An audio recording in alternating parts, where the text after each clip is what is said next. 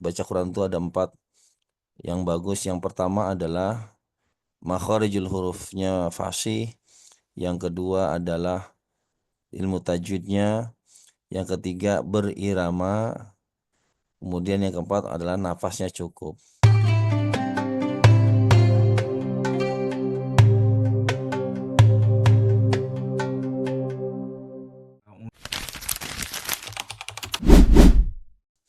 Dan yang saya temukan alhamdulillah tadi anak-anak sampai orang tua ternyata masih bisa dirubah. Jadi Bapak Ibu sekalian yang usianya mungkin jauh di atas saya, jangan pesimis. Saya juga sudah ngobrol dengan Pak Ustadz Hasan. Beliau saya sampaikan tidak ada konsep bahwasannya ketika kita sudah tua belajar Al-Quran itu susah. Tidak ada hadis apalagi ayat. Dikatakan bahwasannya walaqad yassarnal Qur'ana lidzikri fahal mim muddakir, dan sungguh telah kami mudahkan. Di dalam bahasa Arab ada berbicara dengan kalimat laqad. Ada kalimat taukid, taukid itu penguat. Ada menggunakan inna, ada anna, ada la, ada qad, ada laqad. Semuanya merujuk kepada sesungguhnya. Tapi kalau menggunakan kata-kata laqad itu benar-benar sungguh-sungguh. Jadi nggak main-main. Allah benar-benar sungguh-sungguhnya betul-betul telah kami mudahkan Al-Quran untuk pelajaran, untuk diingat. Lidzikr itu maknanya untuk diingat, untuk dihafal, untuk dibaca, dan seterusnya. Fahal mim muddakir, maka adakah orang yang mau mengambil pelajaran? Adakah orang yang mau ngaji gitu ya istilahnya ya. Kalau mau ngaji mudah ya. Dan salah satu pengamalan Al-Quran adalah membaca Al-Quran itu sendiri. Jadi kalau kita ingin mengamalkan Al-Quran gampang katanya, lihat saja terjemahnya. Iya, jadi tidak usah baca Arabnya. Ini pemahaman yang keliru. Ya, justru ketika kita membaca Al-Quran, terjemahnya itu perintahnya salah satunya adalah perintah membaca.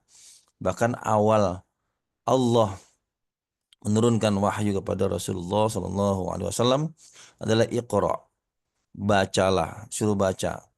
Baca ini banyak tafsirnya dan makna letterlexnya adalah baca ya baca biasa, baca Arabnya. A'udzubillahi minasyaitonirrajim. Bismillahirrahmanirrahim. Baca seperti itu baca. Yang kedua adalah baca, para ulama tafsir menafsirkan membaca situasi, membaca keadaan. Jadi membaca bagaimana diri kita, membaca bagaimana kedudukan Allah untuk diimani, bagaimana membaca Rasulullah seperti apa, membaca tentang semua hal yang bersifat baik sifat qauliyah, perkataan maupun kauniyah, yaitu kebesaran Allah Subhanahu wa taala. Tapi yang pertama esensinya adalah membaca membaca Quran, membaca teks Arabnya. Nah, ini perintah.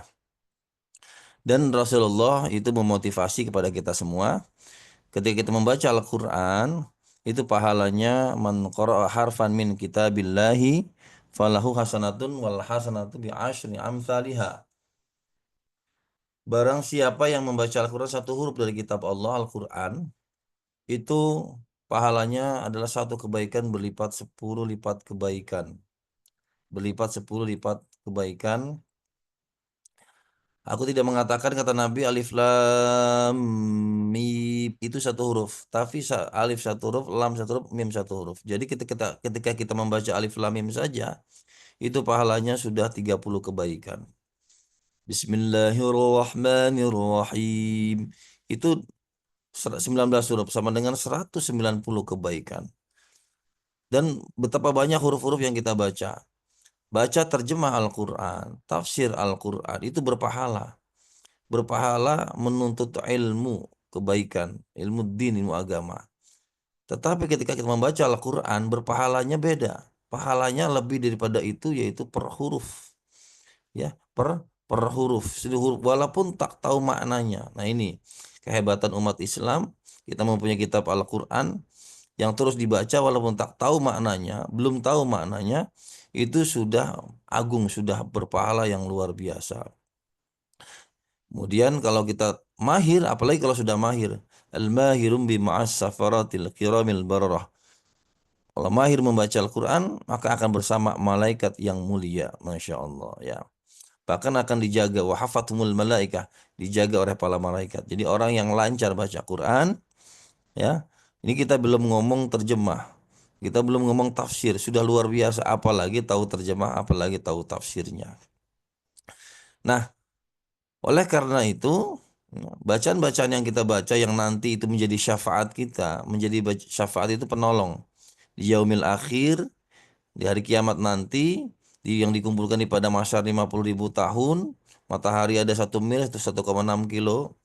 Kita butuh pertolongan. Salah satu amalan yang diunggulkan adalah amalan orang yang sering membaca Al-Quran. Iqra'ul Quran fa innahu ya'ti yaumal qiyamah syafi'an li ashabihi. Bacalah olehmu Al-Quran pada hari kiamat itu, ya Al-Quran akan datang ya'ti sebagai penolong syafaat bagi orang-orang yang membacanya, bagi sahabat-sahabatnya. Jadi Al-Quran akan menjadi sahabat-sahabat kita nanti di akhirat karena kita sudah menjadikan sahabat ketika di dunia. Nah, Al-Quran yang dibaca itu penting. Maka kita, ya, dalam mengkaji Al-Quran, satu kajiannya atau rutinitasnya adalah membaca Al-Quran itu sendiri. Dan itu penting. Ya, penting membaca Al-Quran karena salah satunya Al-Quran itu dipakai adalah untuk rukun sholat. Untuk rukun sholat, yaitu suratul Fatihah. Rukun sholat membaca takbiratul ihram. Pada banyak jamaah saya menyampaikan ketika membaca Quran, lafaz Allah, coba ya semuanya boleh ya. Dicoba dilafalkan lafaz Allah. Coba Allahu Akbar. Boleh dicoba. A Allahu Akbar. Tuh, saya lihat bibirnya udah kelihatan ada yang Allah. Nah, pakai waw. Allah. Padahal lafal Allah tidak ada wawuhnya.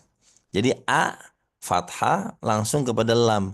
Al dalam ilmu tajwid itu adalah taglidul lam atau menebalkan huruf lam atau tafkhim. Jadi menebalkannya bukan dengan bibir tapi dengan lidah agak banyak nempel ke gusi atas. Allah, Allah, bukan Allah. Nah, itu ya. Itu lagi pelafalan takbir Allahu Akbar. Belum lagi nanti Fatihah ya. Ada yang membaca Bismillahirrahmanirrahim. Ini wah ya. Bukan pakai ro, tapi pakai waw. Ada yang seperti itu. Bibirnya ngikut, padahal huruf ro huruf bibir. Jadi ini penting ya. Membaca Quran selain Al-Quran itu penting untuk umat Islam sebagai bacaan dan pahala yang luar biasa. Al-Quran berfungsi sebagai ibadah ya. Sebagai ibadah, terutama ibadah sholat. Nah kemudian setelah kita lancar, ya setelah kita lancar belajar, ya ditingkatkan untuk menghafalnya, ya menghafalnya. Menghafal ini insya Allah mudah karena Allah sudah jamin dengan kemudahannya. Yang susah itu kita tidak mau konsisten biasanya, ya. Orang tua bagaimana? Orang tua, ya apakah bisa, ya. Ibu, bapak, ibu sekalian boleh lihat di internet, ya, cek ya, alumni wisuda tahfidz tertua di pesantren Jombang. Nah, itu kalimatnya ya. Eh, itu usia 60 tahun. Ngapalnya usia berapa? Usia 56 tahun. Jadi eh, dulu itu pensiun TNI itu TNI Polri itu 55 tahun ya. Sekarang agak di kalau nggak salah 68 ya. Nah, ketika pensiun, beliau mengabdikan diri menjadi security di pondok pesantren tersebut.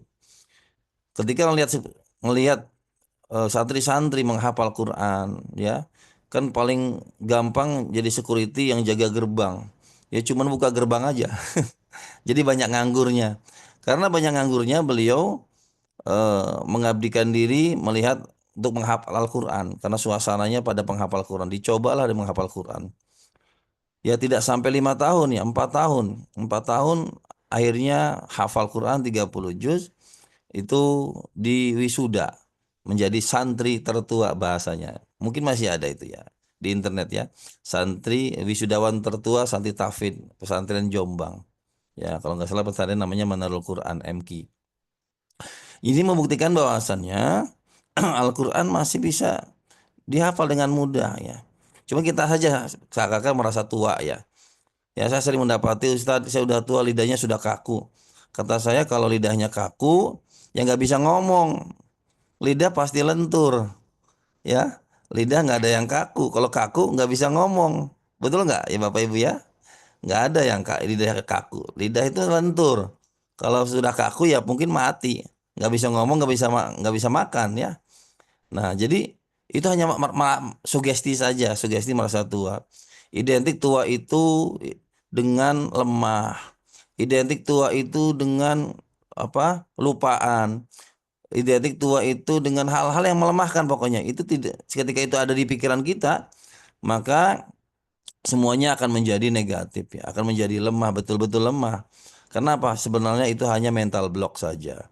Jadi pikiran kita yang memblok kepada kemudahan, kita merasa saja. Buktinya apa?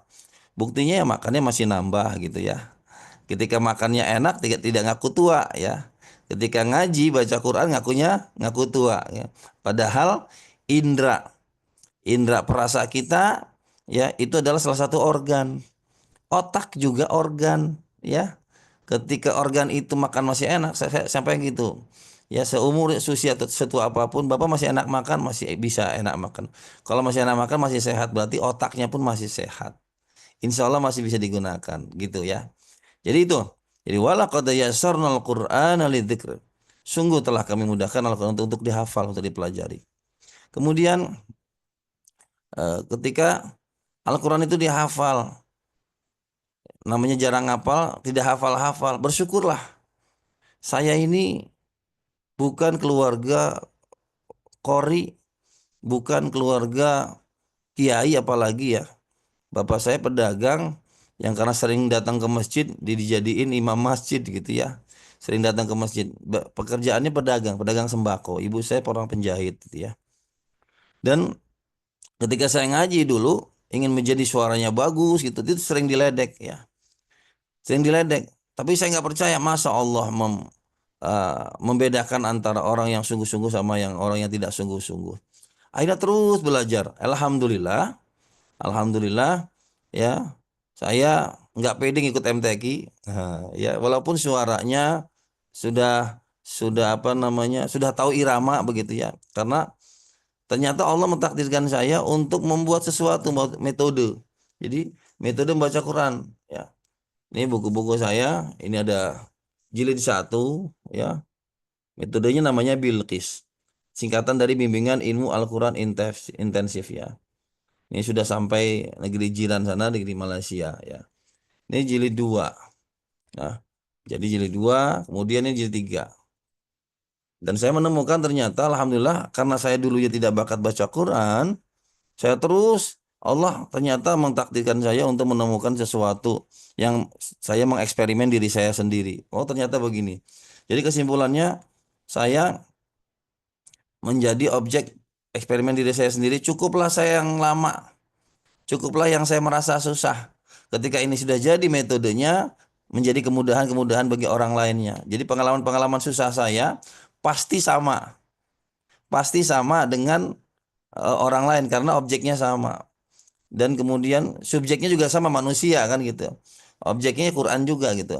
Alatnya sama, lidah juga, pita suara juga. Ya sampai saya mempelajari bagaimana melenturkan pita suara. Melenturkan pita suara tuh di TikTok lagi ramai itu ya. Saya bikin metode pijat apa praktis untuk melenturkan suara. Ya, silahkan kunjungi TikTok saya iklan sedikit. TikTok namanya Kang Rozik ya. Nah, itu lagi ramai itu. Lagi ramai karena tidak ada orang yang spill bagaimana pita suara ini diringankan. Ternyata banyak manfaatnya. Nah, ini berangkat dari mana? berangkat dari tidak bakat, cari ilmunya, sehingga 10-20 tahun kemudian Allah memberikan saya untuk berbagi. Tuh, wahai Razik, kamu udah pengalaman begini dan begitu, coba sekarang pengalaman itu ceritakan. Ya, tadi betul kata Pak eh, Ustadz Hasan, pengalaman itu adalah guru terbaik. Dan tidak harus kita mengalaminya, cukup mendengarkan orang yang berpengalaman. Mantap itu kalimatnya, saya ingat-ingat.